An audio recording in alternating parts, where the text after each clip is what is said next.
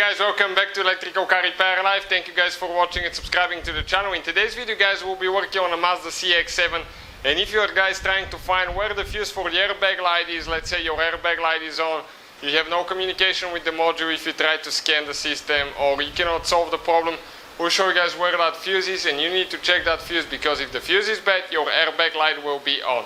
So stay with us guys, that's what we'll be doing. In the meantime, we'll have guys more than 200 videos on this car and every car we get to the shop, because our mission is to save you as much money as we can. So please subscribe to the channel, like the video, and leave a comment below guys, and let us know if the video was helpful. So let's start on it now. So it's a 2010 model guys, but it should be the same for the whole generation. So let me show you now, okay, what our problem is here. I'm going to go ahead, start the car, and I'll show you guys, okay, how the airbag light stays on. Okay,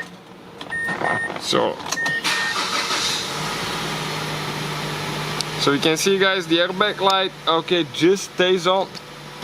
Okay, it doesn't go away at all.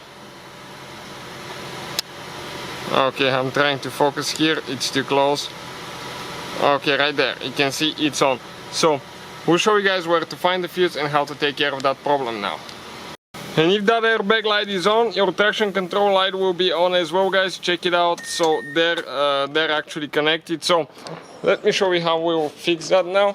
Okay, right here you can see we have guys one cover next to the steering wheel. Pull that cover out, and the fuse guys that we need to check now, okay, it's the forward fuse from right to left. Okay, this fuse right here, 7.5 amps, 1, 2, 3, fourth fuse. If you go from left to right, is 1, 2, 3, 4, fifth fuse guys. So we'll go ahead, pull this one out. Okay, pull it out, and we'll replace it with another one. Now let me show you guys. Okay, those fuses, you can find them guys listed in the description of the video below. Okay, you can see where we buy them for a really good price guys. I'll definitely recommend them. The whole package for a very affordable price. And we'll go ahead and install this fuse right there. Okay, now it's very easy to install it the wrong way. You need to make sure you go all the way up and then push it in, because otherwise people will bend it and you may damage the fuse box. So let me go ahead now. One good thing about the Mazda airbag system, what it does actually, it's self-healing system. So if you fix the problem, the airbag light will turn itself off.